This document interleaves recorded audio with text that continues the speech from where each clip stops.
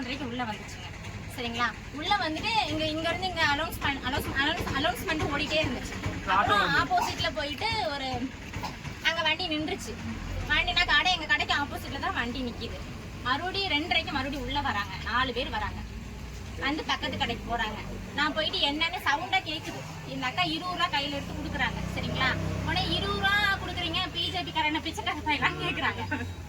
20 ரூபானாலும் ஒரு ஊனமுற்றவங்களுக்கு கூட கொடுத்துருக்கலாம். நான் அந்த அக்கா அப்படிதான் சத்தம் போட்டேன். ஒரு ஊனமா உள்ளவங்க வந்து கேட்டாங்கன்னா உங்களுக்கு 20 ரூபா கொடுக்குறோன்னா அதுல ஒரு லாஜிக். இவங்களுக்கு எதுக்கு நம்ம கொடுக்கணும்? 500 ரூபா கேட்காங்க தேவின்னு சொன்னிச்சு. அப்ப நான் சொன்னேன், எதுக்குங்க 500 ரூபா கேக்குறீங்கன்னு நான் கேக்குறேன். தலைவர் வராதுங்க. தலைவர் வராருன்னா மக்களை பக்கம் வராது, அவர் தான் மக்களுக்கு கொடுக்கணும் இல்லைங்களா? நம்மகிட்ட வந்து கேக்குறாங்கன்னா அது என்னங்க தலைவர், அப்படி ஒரு தலைவர் நம்ம எங்க ஊருக்கு தேவையில்லைங்க, அவங்களுக்கு போக சொல்லுங்க நான் சொல்லிட்டேன். சரிங்களா? நான் இப்படிதான் நான் சொன்னேன். சொன்ன உடனே அந்த கடையில மறுபடியும் ஓனர் இல்லைன்னு அந்த அக்கா சொல்லுது.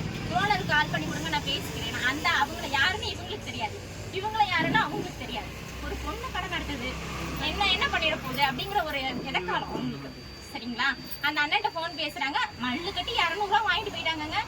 நோட்டீஸ் 500 ரூபா அடிச்சுட்டு வராங்க. அவங்களுக்கு யார் அந்த ரைட்ஸ் கொடுக்கறது? அப்புறம் நான் ஆப்போசிட் கடையில இந்த பிளாக்கோட ஓனராங்க அந்த கடை போய் கேட்கிறோம். அவங்க ஏன்ட்டி வந்து மிரட்டி 100 ரூபா வாங்கிட்டு போறாங்கம்மா அப்படின்னு.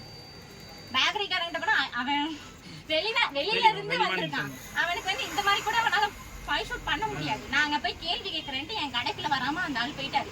5000 வாங்கிருப்பாங்களா? மிஞ்சி போனா அங்க தண்ணி அடிப்பாங்க.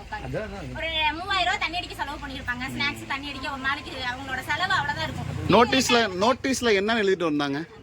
என் கையில அவங்க கொடுக்கல. நான் பேசினதுனால அவங்க என் கையில கொடுக்கல. அங்க கொடுத்துருப்பாங்கன்னு நினைக்கிறேன். எல்லாத்துக்கும் நிறைய பேர் வாங்கிட்டாங்க இல்லைங்க?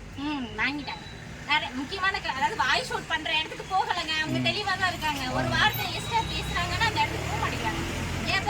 அவன் அந்த ஆளெல்லாம் பேக்கரிக்காரெல்லாம் கண்ணுக்கார நான் வாய் தரைக்கிறேன். நீ எப்படி கடை நடத்துற பாரு. எனவே அந்த கடைக்கு போலையா அப்படின்னு ஒருத்தர் பக்கத்துல கேட்காரு. என்னை சொன்னா அவன் மெதுவா பாத்துக்கலாம் அப்படின்னு சொல்லிட்டு போறான். என்னை அவங்க என்ன பாத்துப்பாங்க? ஒன்னும் செய்ய முடியாது. அவங்கள நம்பி நாங்க எதுக்கு கடை நடத்தணும்? கடை வாங்கி கடை நடத்திட்டு இருக்கோம் நாங்க. அவங்களாலயே நாங்க வாழ்ந்துட்டு இருக்கோம். மக்களுக்கு கவர்மெண்ட் செய்யணும். மக்கள்கிட்ட எதிர்பார்க்கிற கவர்மெண்ட் என்ன கவர்மெண்ட் சொல்லுங்க? இவங்க வந்து மேலதிகாரிகளை தான் இவங்க அசிங்கப்படுத்திட்டு போறாங்க. செய்திகளை உடனுக்குடன் தெரிந்து கொள்ள உடனே சப்ஸ்கிரைப் பண்ணுங்க.